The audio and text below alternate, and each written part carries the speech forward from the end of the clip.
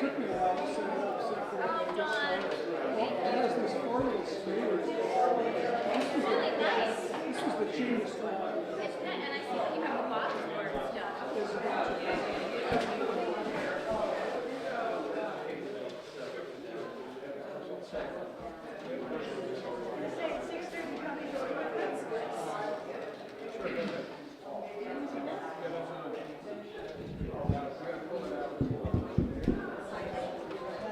Good evening. I'm Ellie, the town treasurer. I just wanted to let folks know, first of all, I want to thank Brattleboro Community Center for hosting Sevka and Vita's workshops here and helping folks with their income tax and homestead declaration. They did that on Friday. They had a full day from 12 to 7 scheduled, and it was fantastic from what I hear. So thank you to BVCC. And I think, I have some homestead information in the back. If you need extra forms, there was only a couple at the end of the day and I just picked them up, but if you need extra forms, just sign a piece of paper with your email or hop on over to the town office and we can get you some more. Okay, thank you, Ellie. Ellie's going to be our runner when we're having questions from the audience. She'll be moving the mic around. Hi, I'm Rick Zamor. I'm the moderator tonight, and normally Bobby Hammond is here to welcome you for the Grange. She can't be here tonight. She's not feeling well, so I will welcome you on behalf of the Grange. This is the Grange event. It has been for many years. There are refreshments downstairs provided by the Grange, and you've got the Sugar on Snow information on your seats. And we hope to see you at Sugar on Snow. It's a great event. The format tonight will be as follows. We'll hear from the candidates for Select Board first. We've got 4 candidates for 2 seats.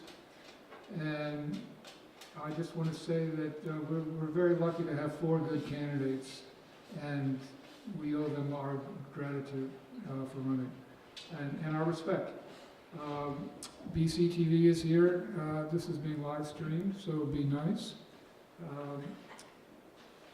And so for the 4 candidates for Select Board will speak, then anyone else running for town office, I think there are a couple people here that are running, who will give brief presentations. After the Select Board candidates speak, then we will take a few questions from the audience. But please, if you have questions, please hold them until all 4 of them have spoken. And if you have questions for the other candidates, that's fine too. But we do want to keep things moving along. We have at least one school district candidate here for the W.S.A. and who will speak to us briefly. And after the candidates are done, then we will move to the Select Board presentation of the articles. And again, if you have questions on the articles, please wait until they've all been presented, and then we'll open up the floor to questions for the Select Board. And the last thing tonight is Brian Reamer, who's our rep on the WSESD, will give a presentation on the budget. And we're grateful to Brian for representing us there. Any questions before we start? All right, then we'll start with the candidate presentations with Mike Sostak.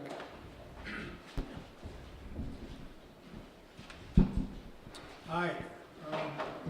Your mic on? Yeah. You gotta press that button. It is. Oh, it's on? Okay. I'm Mike. I know many of you in this room, but not everyone, so I'll give you some background about me. I live on Stage Road, next to Phil Cummings' farm, and I'm running for re-election to the 2-year seat. Patty and I moved here from Pennsylvania about 26 years ago, primarily so she could live her dream, her girlhood dream, of having a team of draft horses and sugaring with them. And for me, my dream was to work in a hardware store. I quickly landed a job at Brown and Roberts, and Patty realized her dream with her horses, but sadly, she died far too young. Her horses are now gone, and Phil's cows gaze in our pastures, but Elizabeth and I carry on. I have over 60 years of work and business experience with a wide range of various jobs, including greenskeeper, store clerk, technician, writer, counselor, and administrator. Over these years, I've served on 4 different boards, although this is my first elected political position.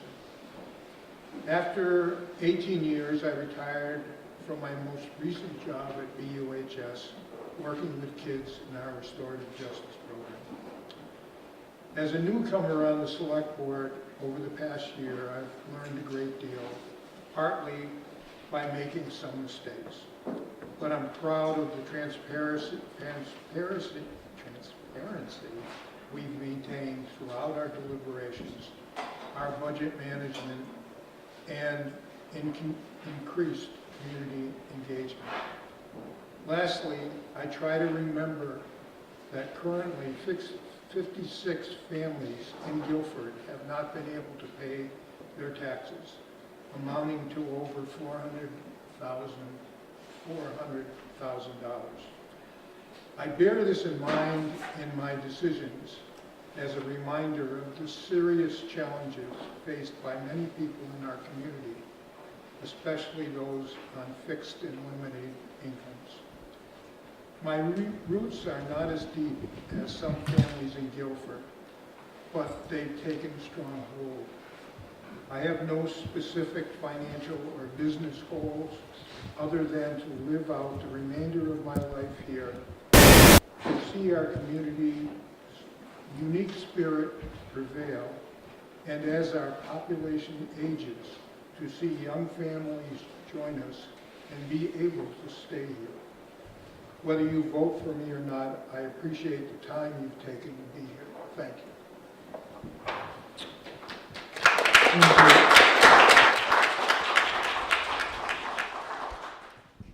Next we'll hear from Paul Beebe. Is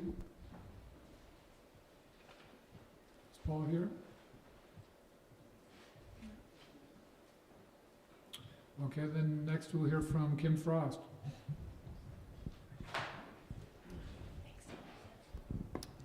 Hi, my name is Kim Frost. I live on Sweet Pond and Borkowski. We have a farm there. We've been here just going to be 2 years. We come from Brattleboro, and before that, we were up in Wardsboro.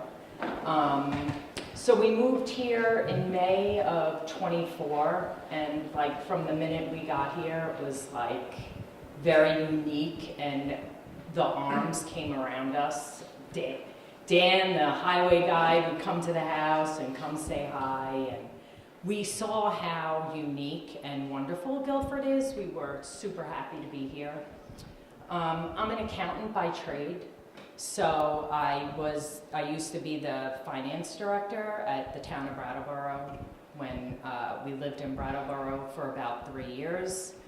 So I've worked for a select board, never been on a select board. I now work at the hospital and at Brattleboro Memorial, and I do the revenue cycle there. So again, more finance. My background is in finance. That's been my whole career.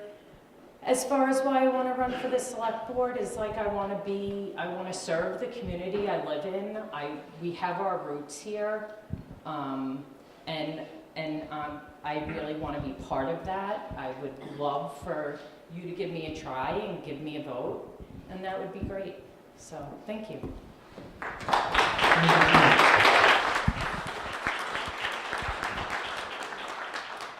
Next we'll hear from Tammy Sargent.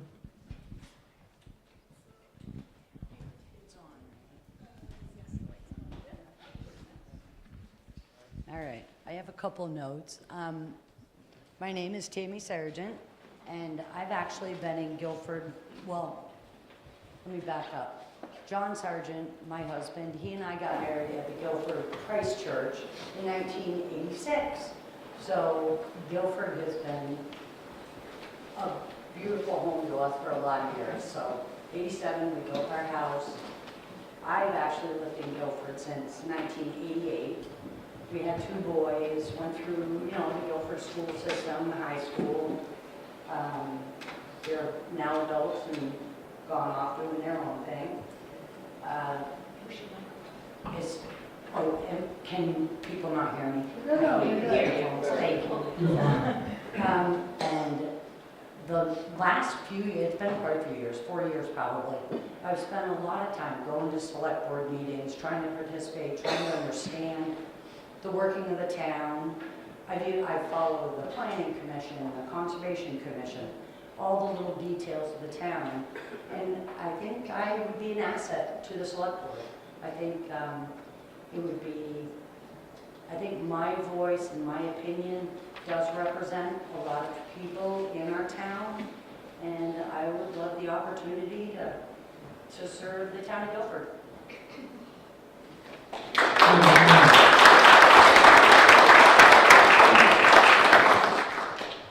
Next, we'll hear from any candidates for other offices in town. Uriel? Hello, my name is Uriel Nahara, and I am running for Guilford Town Clerk. Some of you might be looking at me and asking yourself, hey, didn't I already vote for that person last year? And the answer is yes, for a lot of you. But that was me finishing off the last year of the previous town clerk, so now I am back in front of you asking for your vote yet again to run for my own 3-year term. Over the last year, I've learned so much being your town clerk, and I've really gotten to meet a lot of you, and I really have gotten to appreciate a lot of your questions, which have only helped me to grow in the position.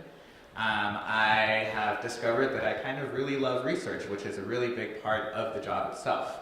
Town clerk hopefully can help you when you're in need, and I have felt the ability to be able to do that. I've been able to help people with their tax bills. I've even been able to get a phone call of someone who had their car trapped on the side of the road and was able to then communicate with our town highway commissioner and able to really help them. So I've really had a good opportunity to learn about the different systems within the town, and if you vote for me again, I would love to serve. Thank you.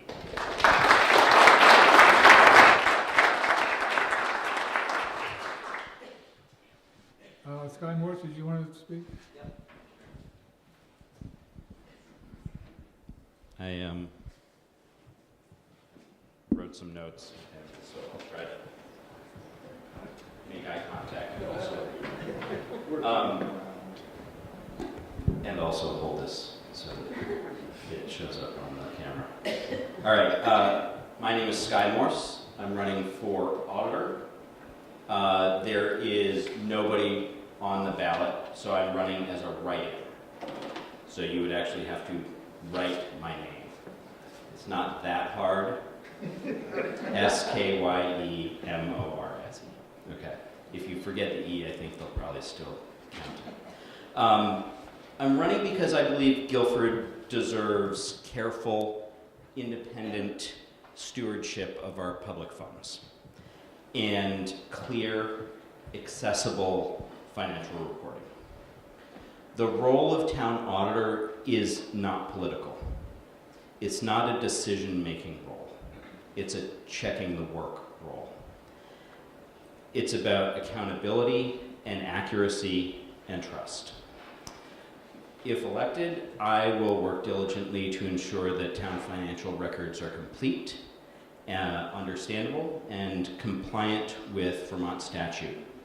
I'm committed to reviewing town accounts with attention to detail and asking thoughtful questions and presenting findings to the rest of the town in a way that's transparent and useful. I value Guilford's strong tradition of civic engagement and local responsibility.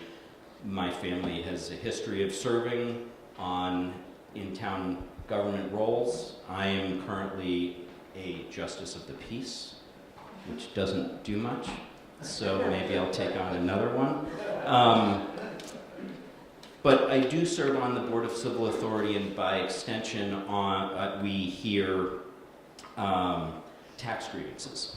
And I really appreciated that process as I went through it this year, both because it highlights the challenges that we're facing as a small population shouldering the burdens of all of the costs, and also that there's just statute.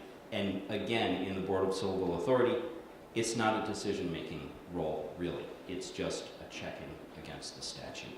And if you participated in that, I hope you'll have seen that my style is just that, as a checker.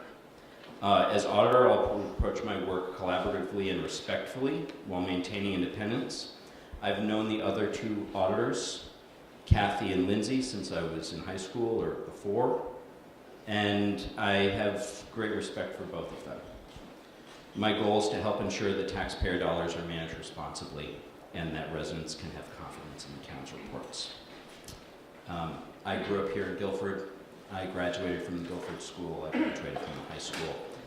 I have a degree in economics, a master's in finance, and in my professional life, I operate several different companies, each of which requires a full financial audit every year.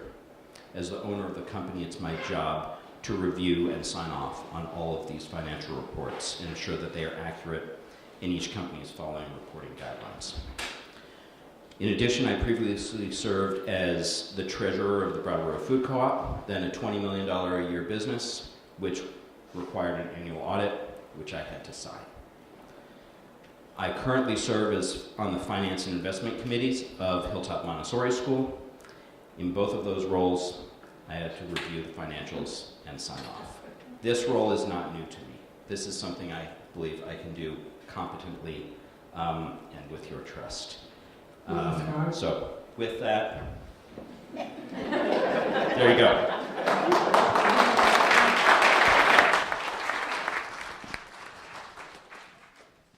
Okay, anyone else running for office in Guilford wants to speak? If not, we have Rich Levy running for District School Board from Brattleboro. Thank you. Hello, all. My name is Rich Levy. I am not from Guilford, just barely. I live over on Bonneville Road, the last house before Guilford. But I am running for Brattleboro seat on the school board. Personal history, I moved here about 11 years ago. It's been great.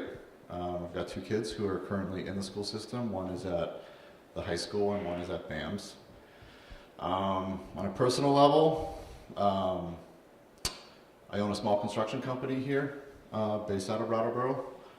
And over the past few years, I've really made it a point to become engaged with the school board and the whole education system in this area. I have served as the chair of the BAMS Leadership Council for the past 3 years, and I've also served as a Brattleboro rep for the Independent Budget Review Committee for the past 2 years. I would be very much excited to have the opportunity to kind of take the next step in my level of involvement with the school board. I think these next few years are going to be pretty critical for education in the state, and I think that I can be a valuable voice in that conversation. So thank you. I will also say Kim Price is here, who is also running for school board. So. Okay. Oh, good. We're blessed with 3 candidates. I apologize as my back's to you. I'm sorry. Hi, my name is Kim Price. I am a Brattleboro resident. I was born in Brattleboro. I think I'm 3rd, 4th, or 5th generation Vermonter. Moved away after college, as many college students do, and then came back about 15 years ago in 2011 with my boys, and became involved in the school system. My oldest is dyslexic and realized the importance of public education and what they're able to do with students that have extra needs, and the value in what our teachers do. I'm not a resident of Guilford, but with my second child through middle school and high school, I feel like my car spent a lot of time in Guilford because his best friend was Hunter Beebe and was always at his house. But I've been on the school board, this is for 3 years, and I'm running for re-election. And I have been on the finance committee, the programmatic, the PPE and its programmatic, thank you, performance and equity with Brian. We've been on that, and we discussed with changing the food program, and then that was implemented. So with all of the schools, we're now more farm to table, better food quality and everything for the students now. With things changing at the state level, it's really important that we're following along with legislation. We need to try to keep our hand on the finances at our town levels. And so it's a very important time, and I apologize as I'm nervous. It's a very important time that we are paying attention and trying to keep everything at town level for finances. It's a tough time now for everybody. Everybody's belts are tightening, and we need to really pay attention to how we're spending our money and making sure that we're getting and giving the best for our students while we're still taking the taxpayers into account and making sure it's fiscally responsible. So thank you for having me tonight, and enjoy. Thank you, Ken.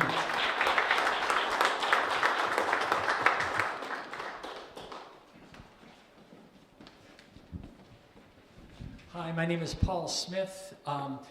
Before I say anything more, it should be, I'm hoping folks understand that the candidates, the last two candidates are Brattleboro residents, but are on the ballot that you will see because all of the school board members have to be elected by all of the towns participating in the school board. That is Dummerston, Guilford, Putney, and Bratttown, not Vernon. Vernon has its own school board.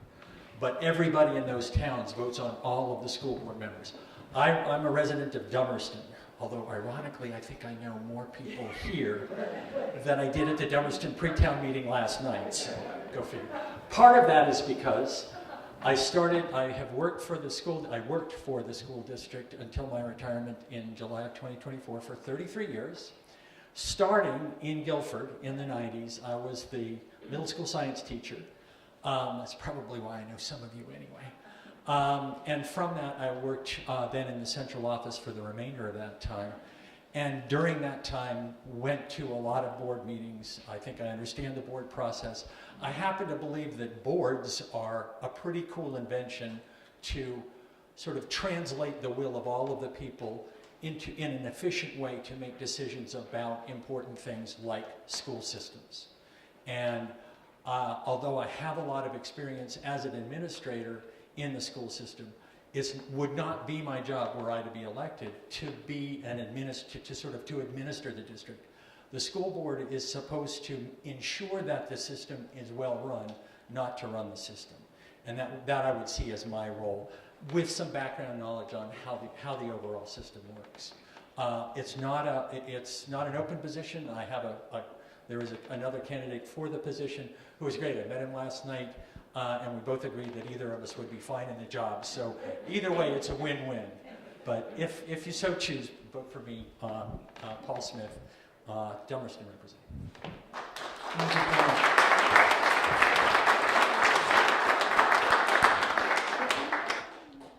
Okay, I think that concludes our candidate presentations. And again, thank you all the candidates. You're doing important work. Now we will go to the select board, who will present the articles one by one, probably with brief discussions about them, and then we'll take questions at the end, before Brian's presentation.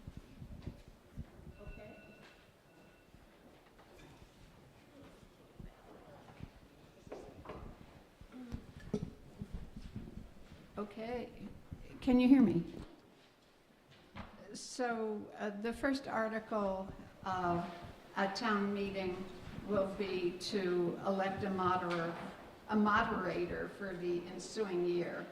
And Rick, luckily, is still willing to be our moderator, and he will be the moderator for tonight's proceedings, having been elected for a one-year term at last year's town meeting. So we're glad to have Rick back.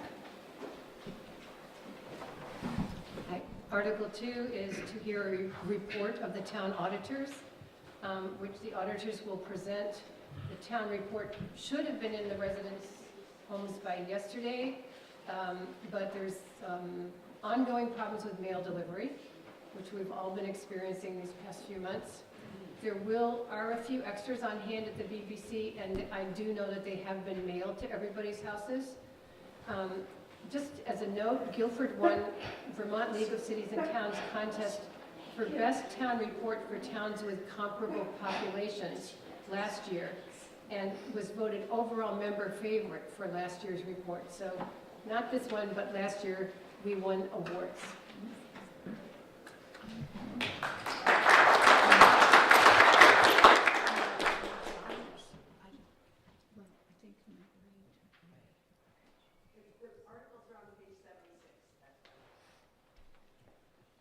Sorry, Ann just said that the articles that we're all reading with little notes are on page 76 of the town report, which you could have, this year's town report, which is at the back of the room.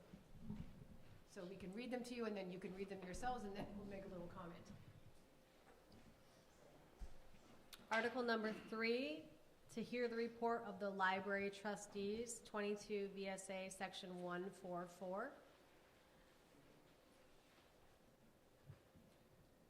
Article number 4 is to elect the following officers: Cemetery Commission, there's one of those for a term of 5 years. Library Trustee for a term of 4 years is one. Another Library Trustee for a term of 3 years. And a Trustee of Public Funds, which is one of those for a term of 5 years. Article 5, shall the voters of the Town of Guilford authorize highway fund expenditures in the amount of $1,160,820 for the fiscal year July 1, 2026 to June 30, 2027, for which $987,937 will be raised through taxes and $172,883 through non-tax revenue. 17 V.S.A. Section 2664.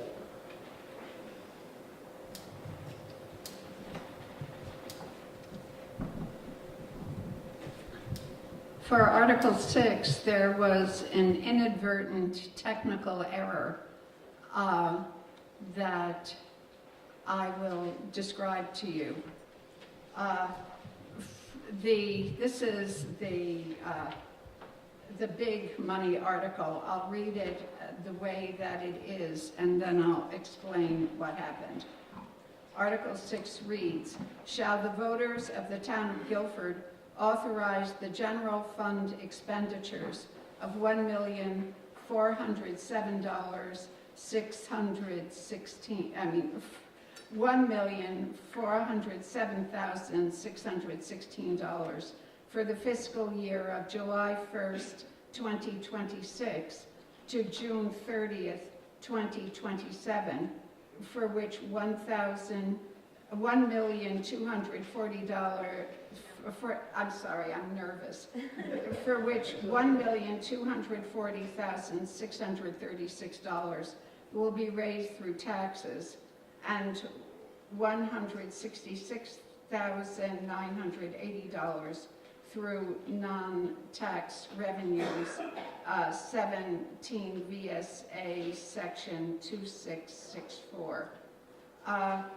What happened was that the amount of money that is in two separate articles, one for the fire department and the other for social services, was inadvertently added to the amount of money in Article 6. And in order not to double dip, we need to separate those funds out.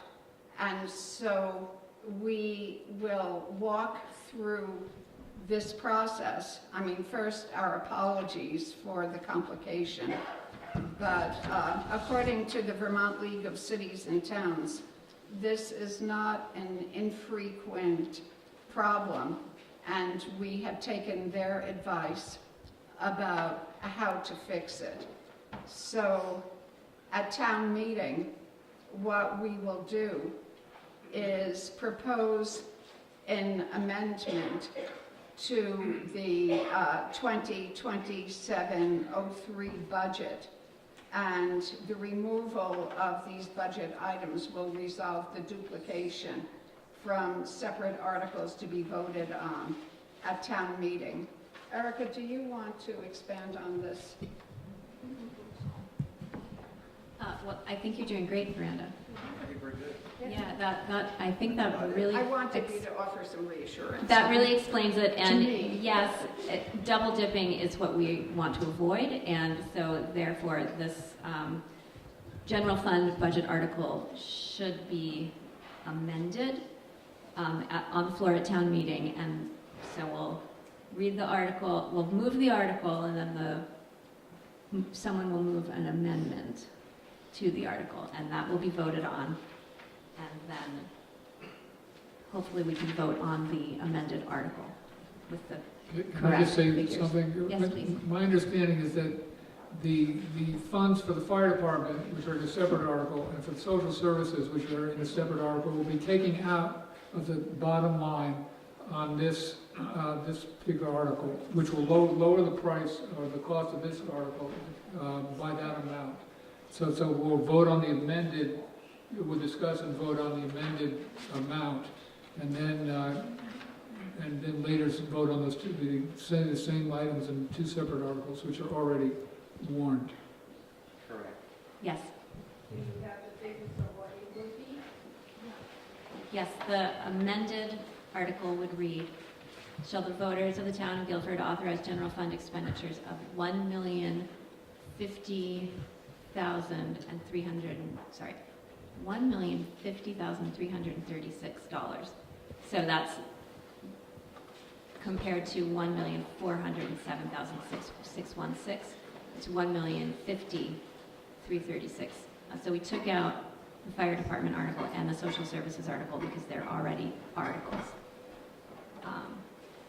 And then that lowers the number for the to be raised by taxes for this article alone to $883,356.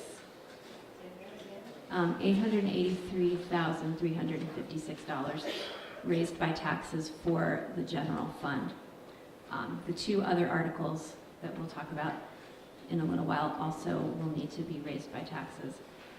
Those are separate articles, and that was the recommendation of the legal team at VLCT, and our attorney and our town auditor agreed. So. How does it change the amount raised in non-tax revenue? That stays the same.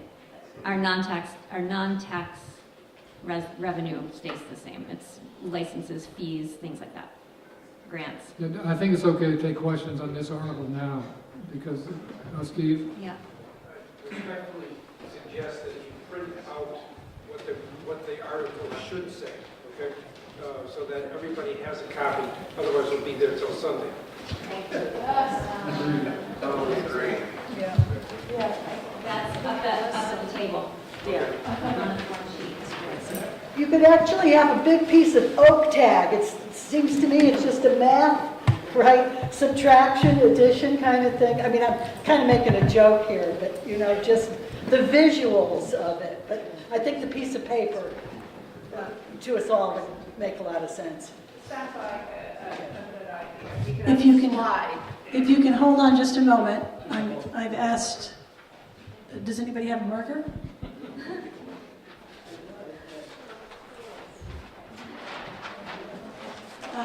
I will write the number up here and I'll walk through.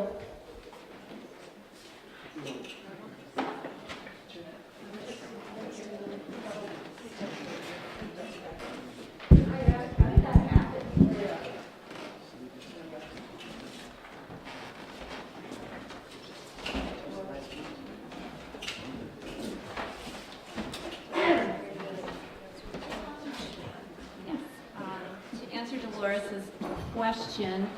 We are working on simplifying the way that we do the budgets, and we changed the spreadsheets a little bit. And in fact, we didn't use a spreadsheet at all this time.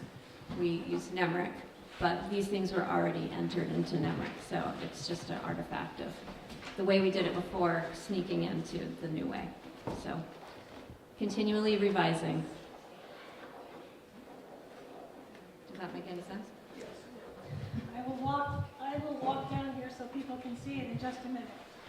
It really isn't dark. Don't be selfish.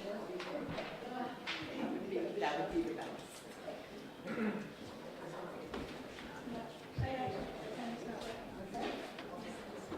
Does anybody up there have one? A pen or Sharpie? Sharpie? Pen?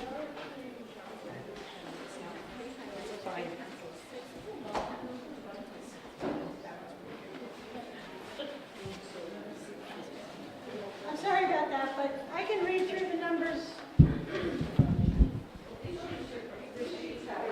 You already passed the sheet around? Okay. Okay. We're good. Great. Thanks. You got it. Thank you, Brian.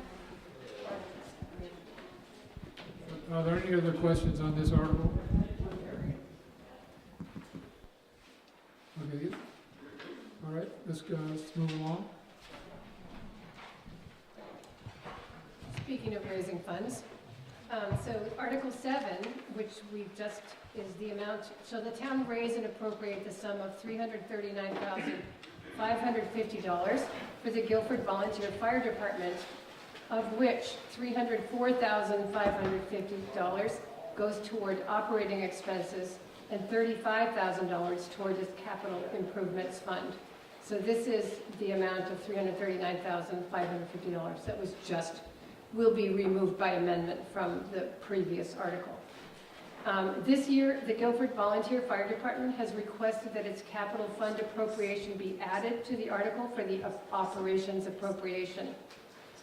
They're still in the process of saving funds to purchase a new truck, and the increase requested is $18,000 for fiscal year 26 and 27. And we should note that the Select Board is responsible only for putting forward the Guilford Volunteer Fire Department's appropriation request.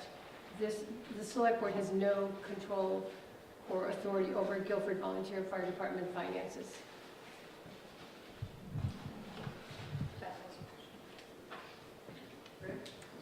Oh. Sorry. Someone has a question? Yes. Seth, sorry.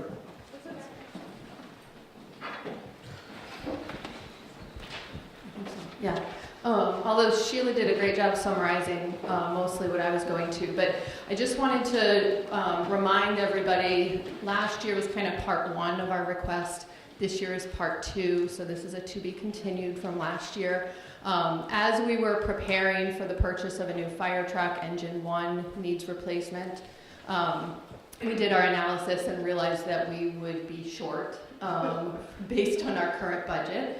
And so our analysis showed that if we were to double the line item that currently goes to our truck fund, which at the time in fiscal year 25 was $36,000, if we doubled it to 74, that we would, or 72, that we would be able to afford the truck in 4 to 5 years. You may also recall last year that we talked about putting our truck fund into an investment account. We have done that. It's doing great. We are on track to have enough for our down payment of $1 million in 2029, which as planned is the year that we will be paying off engine 2. So everything is working out to plan. Last year, We didn't feel comfortable asking the town for the full increase of 36. It was too much. So we asked you for half of it, and we're asking for the other half this year. So that's why it was 18 last year, 18 this year. That should get us where we need to be on track for the new truck in 2029. Thank you, good. Could I ask you some questions about, so there is capital outlay fund, which is 100, it went from 74,000 to 107,000. Then there's the one-time truck out, no, that's zero. The capital outlay fund for another truck is 72,000. Capital outlay fund for the building is 36,000. Like, what's the 107? You said 107 and then 72 and then 35. That's a lot of outlay. So the 107 is a sum of the 72 and the 35. That's why the 72 and the 35, it's hard to tell in this spreadsheet, but it's indented. So those are sublines of the 107. So the 72,000 is the 36,000 times 2. We've doubled that line item since fiscal year 25 to bring it up to a full 72,000. And then the 35,000 below that is what the select board was just speaking of, that used to be in the town budget, and we're pulling it into the fire department budget. It was allocated for a capital fund, so now we're just grouping them all together into one line item for capital spending that totals 107. So the bottom figure, the 107, the 363.50 is not, the 107 is, so the 35 and the 72 are already included in the 107. So that's not right. Correct. It's in the 107, yeah, it's not in addition to the 107. Okay. I just have another, and I'm not saying anything about the quality of work or the amount of work that the fire department does. I mean, I have, nothing but good to say about it, except for the high price. I called around today, different fire departments, and if I can find why they're, I just gotta find my paper, just a minute. Yeah, just stand there. New Fame gets from the taxpayers $60,000, which I think is very low. Dummerston is $191,578. Halifax is $66,000. Marlboro is $91,000. And I'm just wondering, they're not shabby fire departments. And I'm not saying, I'm just wondering why ours has to cost so much more than other towns that have comparable roads, buildings, populations. And I'm not, I think you're doing a great job, but I'm just wondering, why it has to cost, because the other towns do a great job. Yep. No, this question was brought up, I believe, by Lisa 2 years ago in town meeting, and the result was those numbers aren't comparing apples to apples. We're not part of the town. Your request, or our request, the money we get from this town pays all our bills. Those numbers don't pay all their bills. Their trucks aren't included in some, their buildings aren't included in some, their maintenance is included in some. You gotta figure out what those numbers include and what they encompass. So you're saying all these other towns are paying 360, whatever it is? Newbrook just bought a truck exactly like the one we ordered for just under $1 million. Yep. It was just on Facebook. You can't buy our engine 2, which is just barely 5 years old. You can't replace that truck for $1 million right now.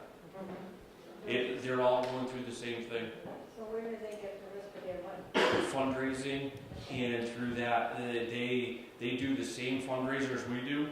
They get some of their money from donations from townspeople. They do some through their town bequests, stuff like that. And you'd have to get into more details with them because I honestly don't know all their details. Right. So that is the thing that was brought up because Lisa brought the same thing up 2 years ago, I believe. And the result of it was, it looks bad on paper. I get it. I agree. But we're not comparing apples to apples. So when we want to, we need to get the spreadsheets out, get the towns, figure out what those numbers include, put our stuff to it, and then we can start doing that. That, I think, should be the next process if we want to. Well, she just said that the town pays for the building. Yep, well, some do. For some, yeah. Again, some pay for each the town is building. different.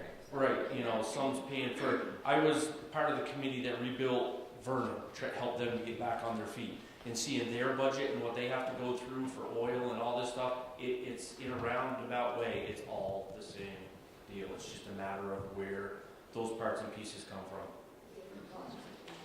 So, yep. Beth, it might be a good idea to have the actual costs from the other towns next year, just for comparison, because this is likely to come up again. And it's reassuring to hear what Jared just said, and it's good information. That's going to be. We need to hire somebody for that job. It's going to cost us $75,000. So it's my understanding that the cost of a fire truck has just gone through the roof in the last few years. 500, I think it was 500%. Yeah. Ridiculous amount. And companies cornered the market on fire trucks, and they're milking it. Okay, next article. Article 8, and what I'm going to do, unless somebody objects, is I'm not going to read the description of each organization. I think most everybody here knows what each organization does. So I'm just going to read the name and the amount. If you want a description, I'll read that later. Mike, can you speak into the mic? Yeah, Okay. get closer to the mic. All right. How's that? Test? Good. We good here? Okay. Article 8. Shall the town raise and appropriate the sum of $17,730 for the following human service organizations? 24 V.S.A. Section 2691. Healthcare and Rehabilitation Services of Southeastern Vermont, otherwise known as HCRS, $3,000. Interaction, formerly known as Youth Services, $1,605. Women's Freedom Center, $1,000. Groundworks Collaborative, $100,000. 1,000. Oh, I'm sorry. 1,000. Okay. Yeah. Yeah. Thank you for paying attention. Retired Senior Volunteer Program, $485. Senior Solutions, $850. Brattleboro Area Hospice, $300. Gathering Place, $500. Brattleboro Senior Meals, $350. AIDS Project of Southern Vermont, $350. The Mover, formerly River Transit, $250. SEVCA, $2,040. And Guilford Cares, $6,000.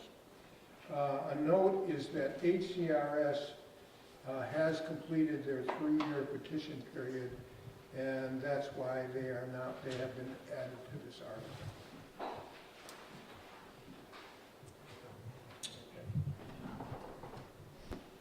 Article 9, shall the town authorize the town treasurer pursuant to 32 V.S.A. Section 4791 to collect current taxes without discount? Article 10, shall the town vote that overdue taxes will bear interest at a rate of 1% per month or a fraction thereof from the due date of such tax to be charged after October 15th according to 32 V.S.A. 5136. And this article sets the annual interest rate on overdue property taxes at 1% per month, which is also authorized under 32 V.S.A. 5136. And last year, the town voted to make taxes deliverable after 5 o'clock and the due date late, and this is in effect until the town votes otherwise.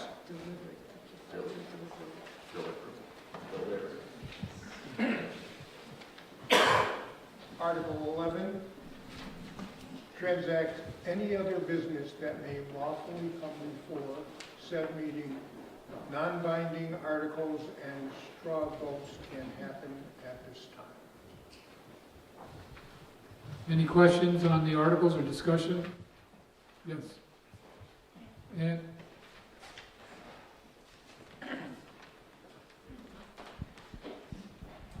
Thanks, Ann Ryder. I think I said the same thing last year, but I always consider pre-town meeting a chance to understand the changes, the ups, the downs in terms of the actual town and highway budget. So, you know, some years you have a big jump in health insurance and that affects the budget. Other years, you know, price of salt goes down. Actually, it never does, but you know, things like that, because I feel like this is an educational opportunity to let the members of the town know what they're looking at and what are the kinds of things you've either struggled with or, you know, come to consensus on. I can't ask you to do that quickly now, but I do feel like that's part of the purpose of pre-town meetings, so I appreciate any guidance you can give us.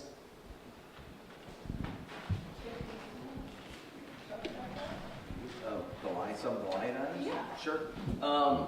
Some of the line items that might get your attention, the Brattleboro Community Center was their line item is $7,500 up from $5,000, and the prior $5,000 was not fully covering the building maintenance, and the increase actually reflects actual maintenance costs. And this adjustment was actually discussed and approved by the Select Board back in August.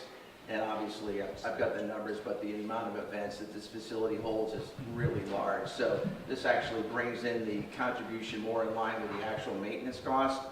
Ground maintenance, for those of you who are pretty sharp with the budget, at $13,000, see that that's a new line.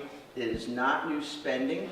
It was previously embedded in building repair and maintenance, and we, the Select Board, just kind of separated it for transparency, but the properties that cover the town office, the library, the historical museum, playscape, and the scope of it is spring and fall cleanup, mowing May through October.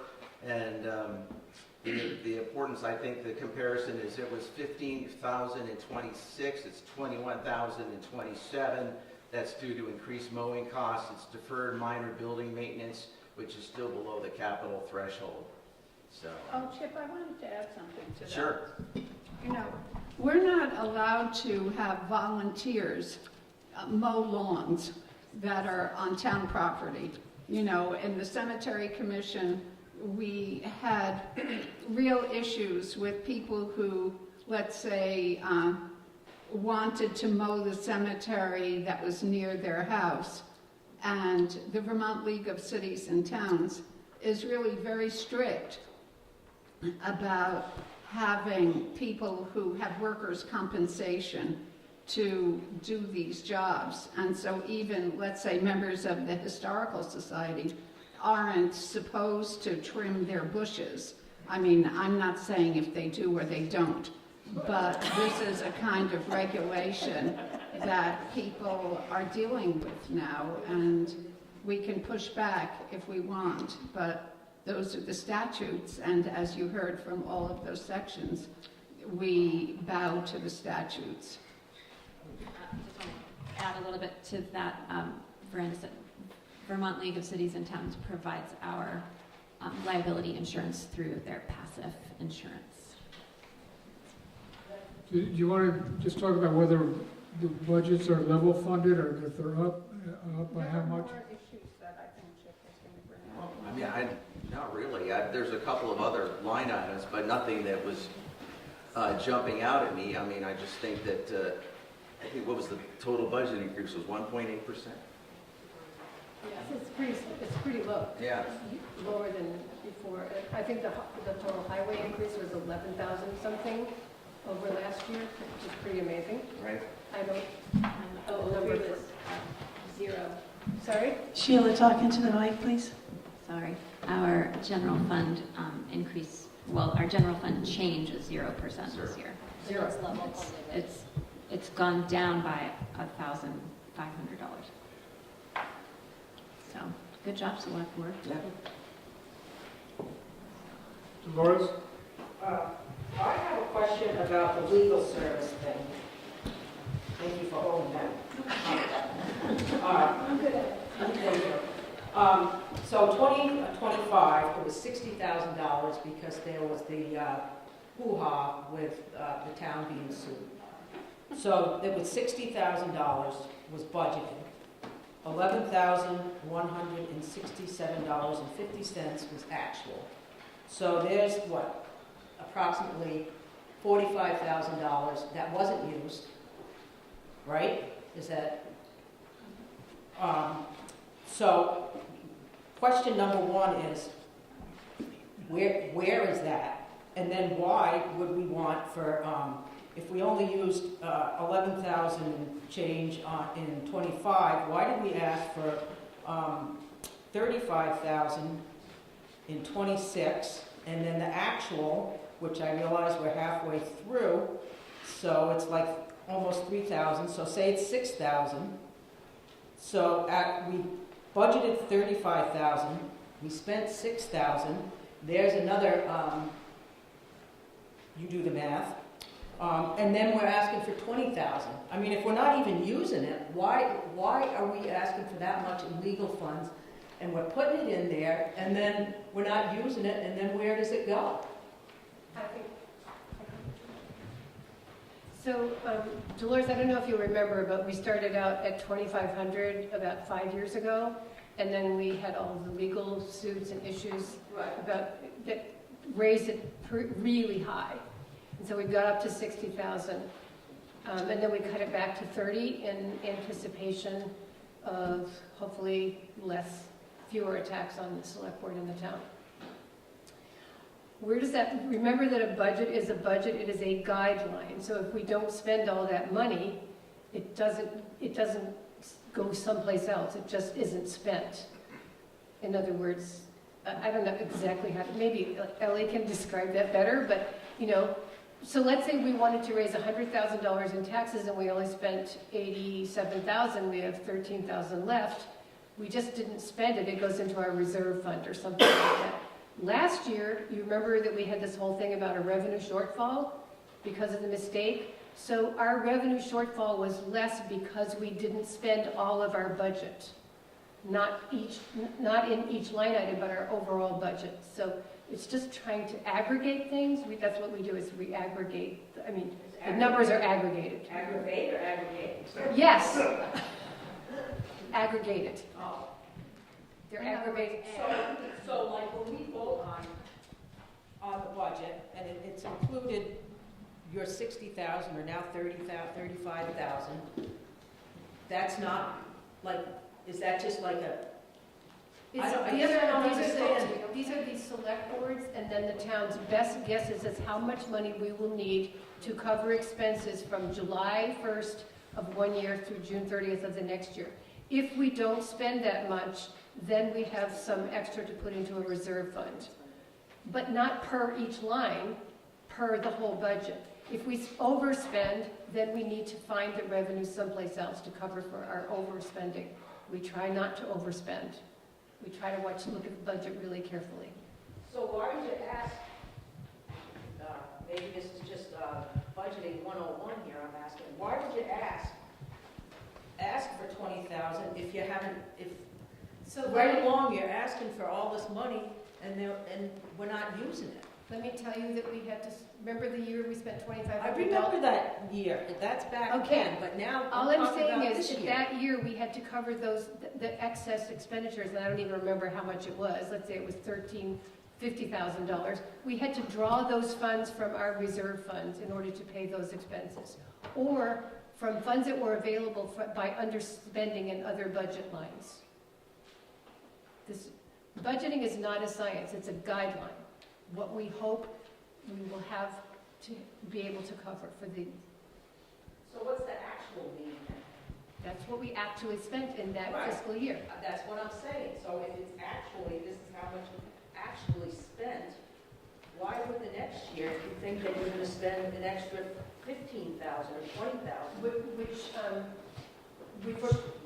For the legal? For legal? I can answer that Yeah. in general terms.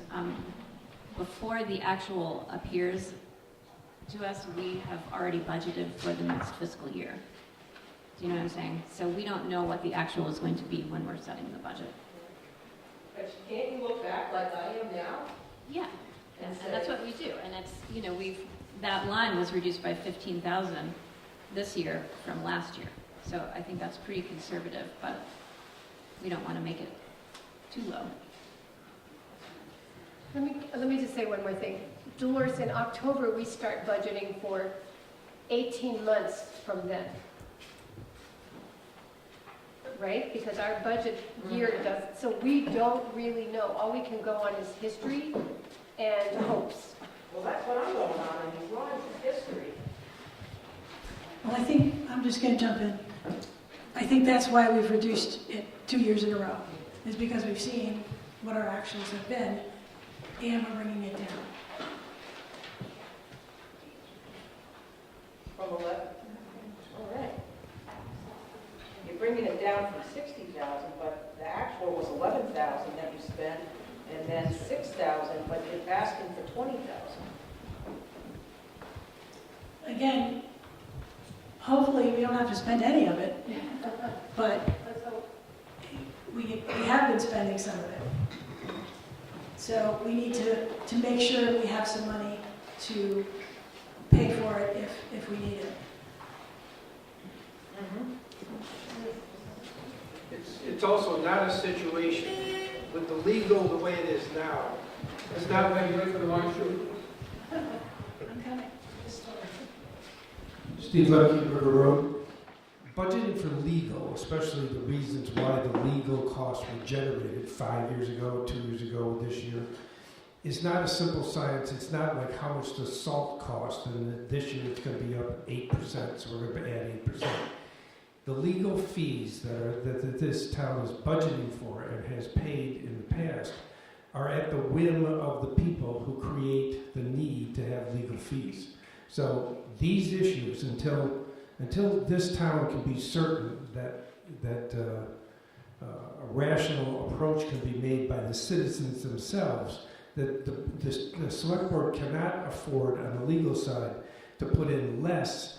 If they put in $4,000, because that might be what you anticipate for next year, and it goes back up to 60, you got a real problem, because then where you're going to take it from. So it's until the individuals in town who create the need for the legal costs settle down, you can't really settle down what the budget will be. I just want to say that it's my understanding as well that anything that's not spent in either 009 or 003 will then go into the reserve fund, and that's where it makes interest for the town.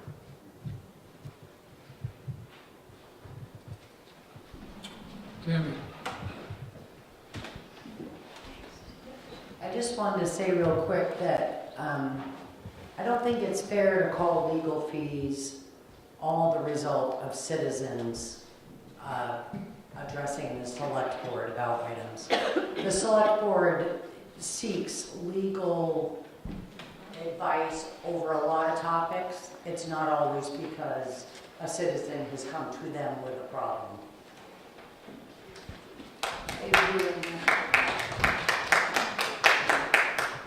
I'd like to say, Tammy, that that's when we budgeted 2,500, not 60.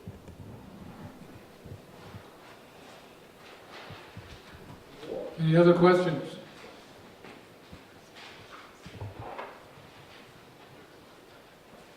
I think we're ready to hear Brian.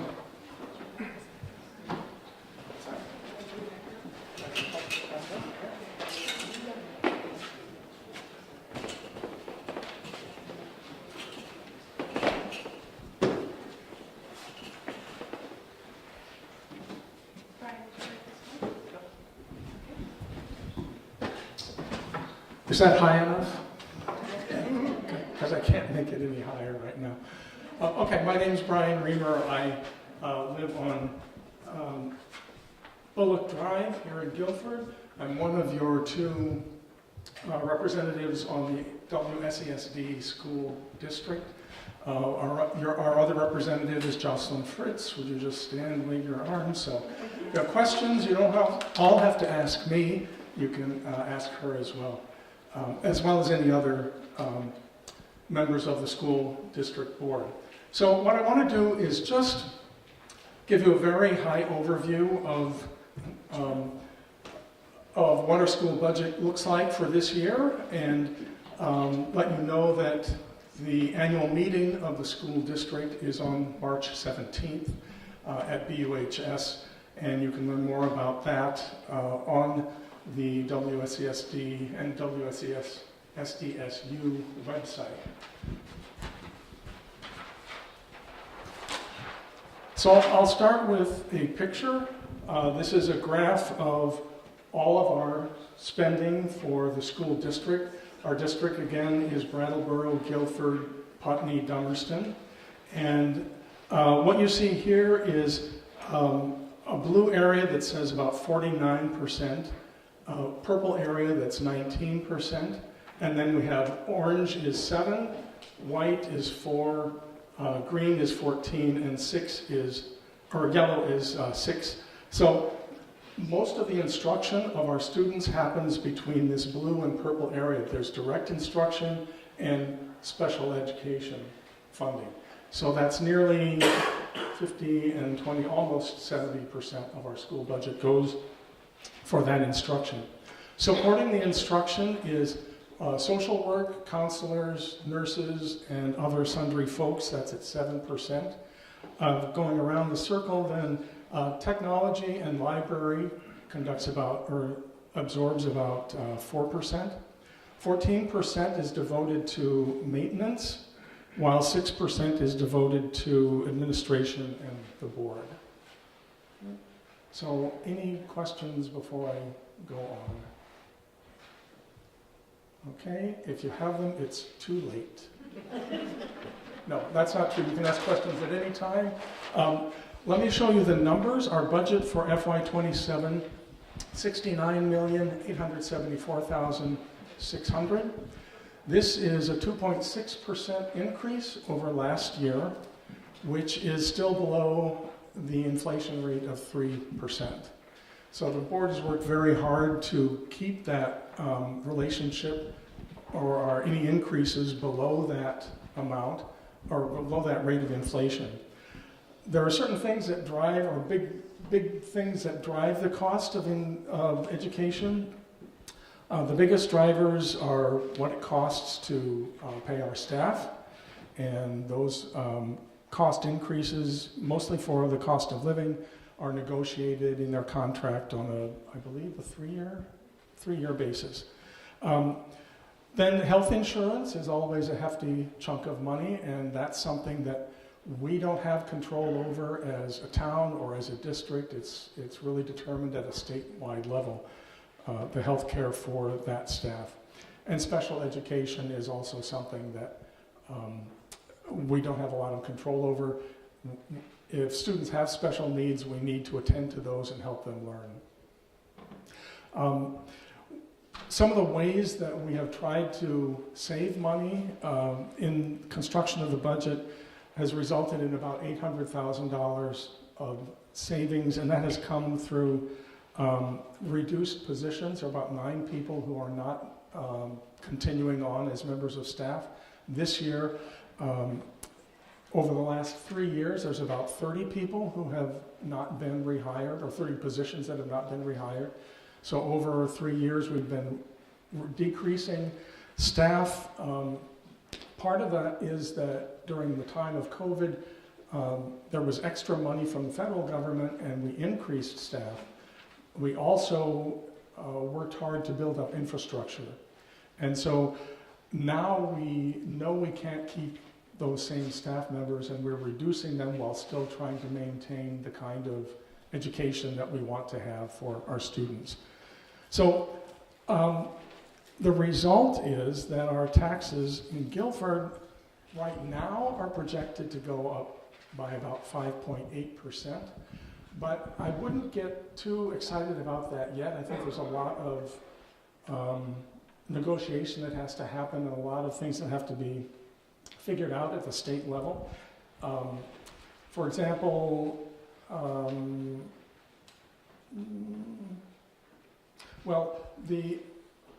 what has happened is that the school administrators worked on a budget that was actually 3.5% lower than the previous year. But because the change in the CLA, the common level of appraisal of all the towns, was so low for Guilford in particular, that means we have to raise more money in taxes to make up the amount that is available for us. So until the common level of appraisal is really finalized at the state level, we don't really know exactly how much our taxes might increase. They'll probably go up some. I've been told it probably won't be as much as the 5.8%. I'm crossing my fingers, and I hope that you are too. Basically, we have tried to keep our spending in line with inflation and still manage the enrollment numbers that we have and provide good, rounded education for everybody. What's exciting to me is that our graduation rate is creeping upward. It dropped quite a bit during COVID and has steadily been creeping up. We're expected, or last year we were at 83% for four-year graduation rate. And it looks like that trend is continuing. We want it to continue, and I think this budget helps us to do that. I have listed, the last thing here is the pandemic rebound. So we're hoping to bounce back from that pandemic and hoping that this budget will help us do so. Now, one of the things that's really exciting for me about being on the school board is learning how some of this works. And I don't say that I'm an expert on all of it, but the other thing that's exciting is, again, what we get for it. Our graduation rate, as I said, is increasing. Our rates of on success in academics, both for literature and math, is also increasing. And we've got really a great school system that has a common curriculum across all the schools. Many of you may have heard that Oak Grove School had a kind of a catastrophe with their heating system. And within 2 days, it was realized that it was going to take a couple of weeks to get that fixed. Nobody wanted kids to go and not be in school for 2 weeks. So within an afternoon, all of the Brattleboro schools in particular put their heads together, the administrators, and figured out how they could serve those students from one school at Grove Street and Academy schools. And that to me is a great commitment that we have for our students and for their success. And to me, again, that's so important because our students are the ones who are going to be eventually running the businesses in our town, fixing our automobiles, selling us insurance, cleaning our teeth in the dentist's office, doing all those things that we depend upon in the community. And it's exciting to see that this community does this kind of investment, is happy to do this kind of investment for our children and for our community. So I hope that on the 17th, you'll feel welcome to come and ask other questions and learn more specifics about the budget, and then give us a positive vote for a mere $69 million. Okay. Thank you, Brian.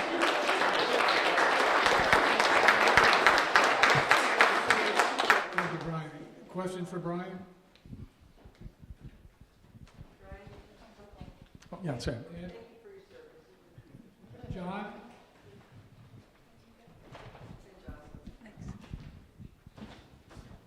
back row there. Wait for the mic. I'm not running, speed walking. I'm just curious, do you know what the pre-pandemic graduation rate was? Yes, I do, but I can't tell you. Because I don't have it in my head, but there, we do have that number. Did it drop a lot during the year? It did drop a lot. I think it was below the state average for our district, and I'm guessing it was probably in the low 70%. Paul, do you happen to know? Mid-70s, I think. Mid-70s maybe, okay. And I think the last couple of years it's creeped up to 76, 77, 78%, so it's inching its way up. Mm-hmm. Yeah.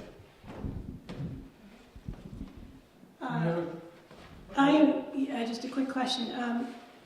Every morning when I turn on the news, I hear something different about redistricting. And I was wondering if you could just talk about that a little bit. I don't know what I can really say about it because it does change every day.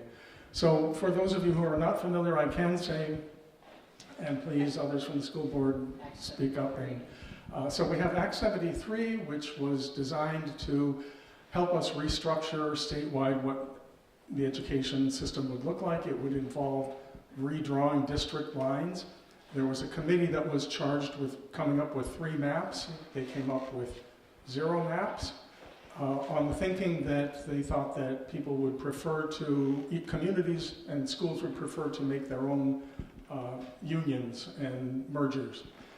So right now it is back at the legislature. I know the governor, I believe he wants a low number of districts, which would make them quite large.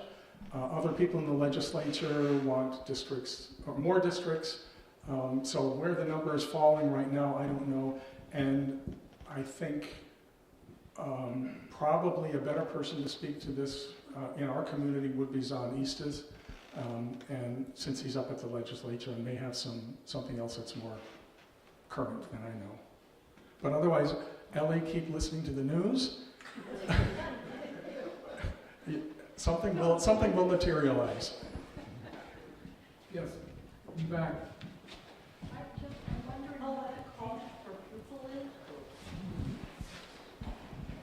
I'm wondering what the cost per pupil is, and is it different for elementary and high school that we receive? And then I'd like to know, what is the percentage of the state education budget that we get from the feds?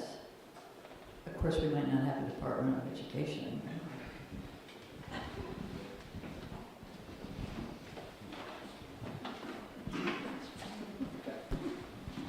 So currently our cost per pupil is $15,972. That's 15972 per student. That is about average for the state. There's a number bigger than that, that's 16,000 something, which is a threshold number. And if we hit that, then we get penalized. But we're far below it. We're at least $400 or $500 per student below that. I don't know that there's a difference between cost for elementary versus high school, middle school. There is not. I don't think it's calculated that way. Okay? And the other part of your question was? What's the percentage of the federal dollars? Oh, percentage of federal dollars. I believe it's mostly Title I. Yeah. And special ed. So, Paul, can you speak more to that specifically, since you have more experience on that? Sure. This used to be part of the work that I did for the district. There's 2 pots. The Title I, Title II, Title IV were about $2 million. $1.5 million for Title I. That's compensatory services to students from low-income backgrounds. Title II is professional development for teachers. Title IV is sort of several different pots, but much smaller pots. Those funds are all tied to very specific objectives. They're not tossed into the general fund. You can only use them for certain things.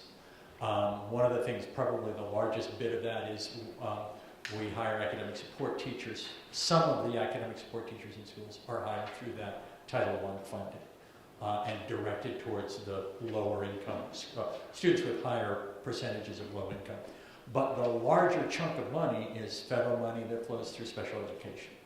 And I don't have those numbers. That wasn't something I do, but I know it is bigger than the, say, $1.5 million, $2 million that we get from federal programs funds. And I would add just one other thing.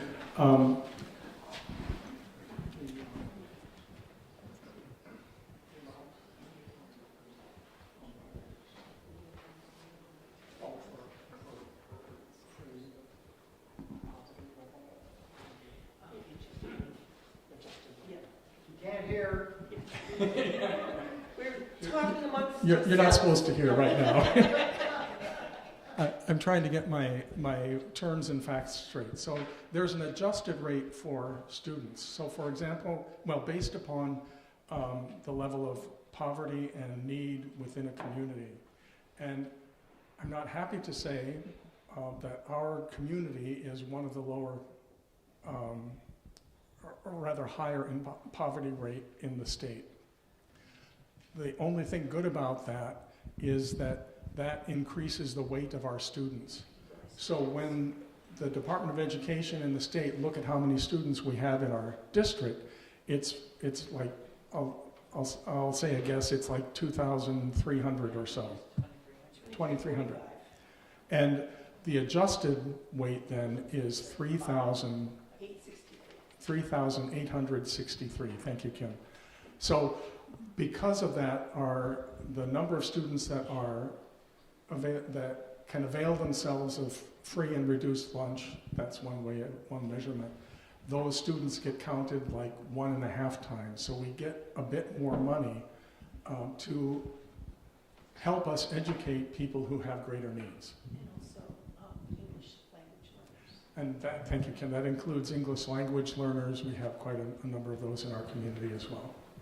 So, other questions? Yes?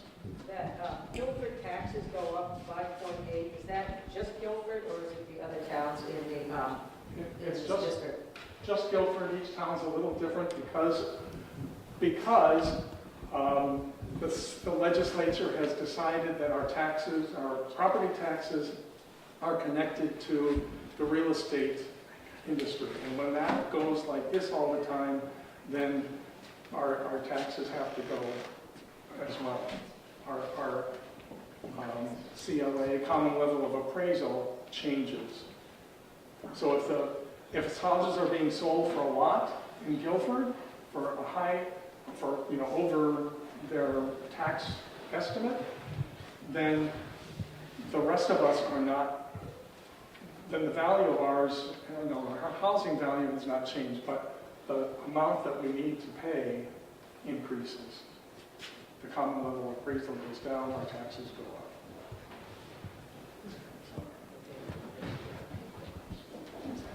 up. I'm backing up a little bit. You were just talking about the amount of students versus weighted students, I think you said.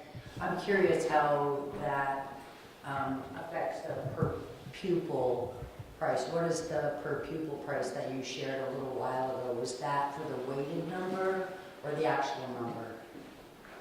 Equalized pupils. Thank you.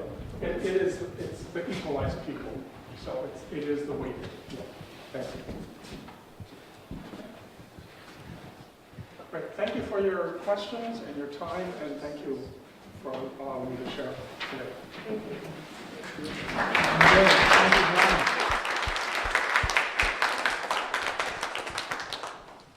Thank you, everybody, for coming, and I hope to see you Saturday at the town meeting on the 28th. You will be getting your town report in the mail, so And the if you would like to refreshments. leave the copy that you picked up, that would be lovely. There are refreshments downstairs.